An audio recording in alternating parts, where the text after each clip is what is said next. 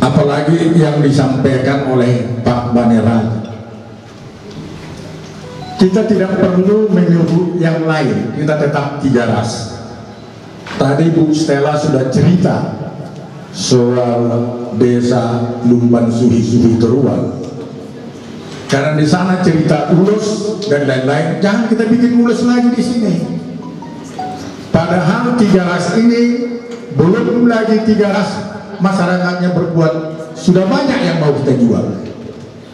Yang pertama saya sampaikan nilai-nilai 3 ras.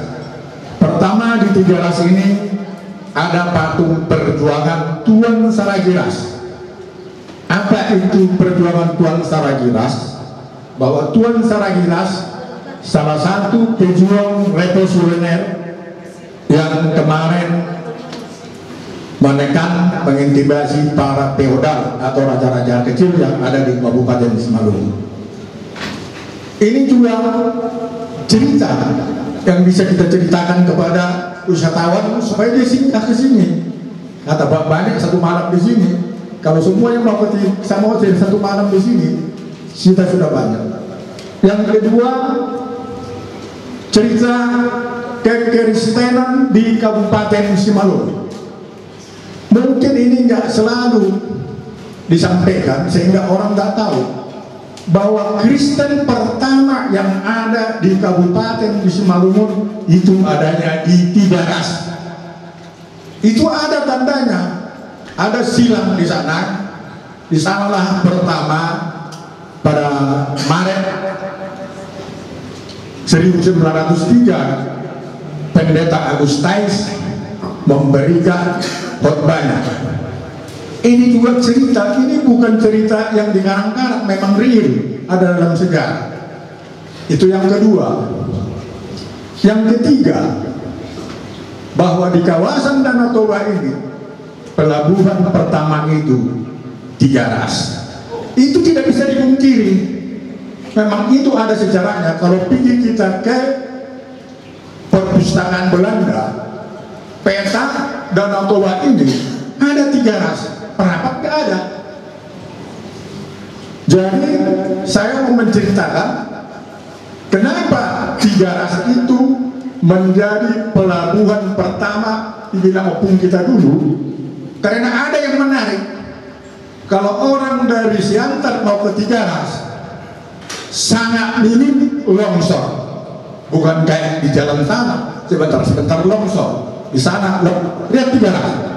Setahu saya sudah hampir 100 tahun hanya 2 kali longsor di 3 ras ini. Hanya 2 kali. Tempat lain tiap tahun ada longsor, mungkin cuma 1. Itu yang perlu kita sampaikan di dalam pilar kita untuk promosi. Karena banyak orang-orang wisatawan juga segan datang, segan berwisata karena takut banjir sama longsor. Ya, itu yang ketiga. Yang keempat, yang perlu saya sampaikan, tadi harus saya catat juga supaya jangan mengarang, bahwa cerita kapal Senar Bangun ini juga cerita yang menarik juga. Memang yang datang ke sini berduga, tapi kan agak tragedi nasional juga, sampai 200 orang bisa meninggal dan hanya puluhan yang dapat mainnya, yang lain nggak dapat.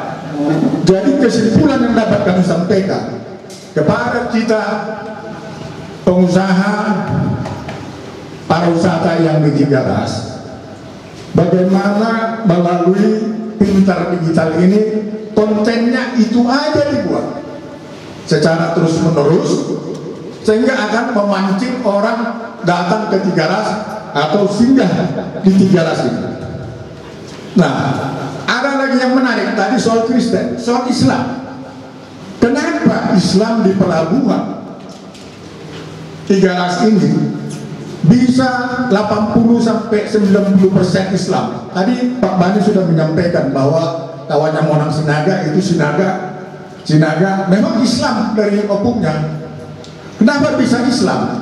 Di kawasan Danau Toba ini, yang pertama Islam di kawasan Danau Toba ini di pelabuhannya itu ada 3 ras, dan penduduk penduduk Islam yang asli penduduk itu yang banyak tadi, walaupun Islam karena dia penduduk asli, tetapi dia melakukan adat istiadat yang sesuai dengan di sini.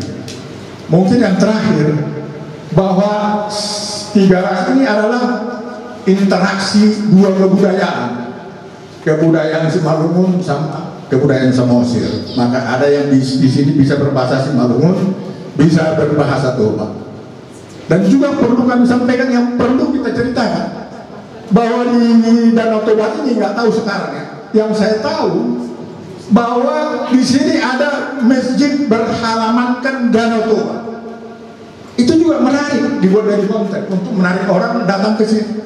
Kenapa? Ya, di Dodi itu ada Taman Imam. Saya nggak ngerti apa dasarnya di situ menjadi Taman Imam. Yang cocok itu taman. Ada di sini Kristen pertama, ada Islam, harusnya di sini.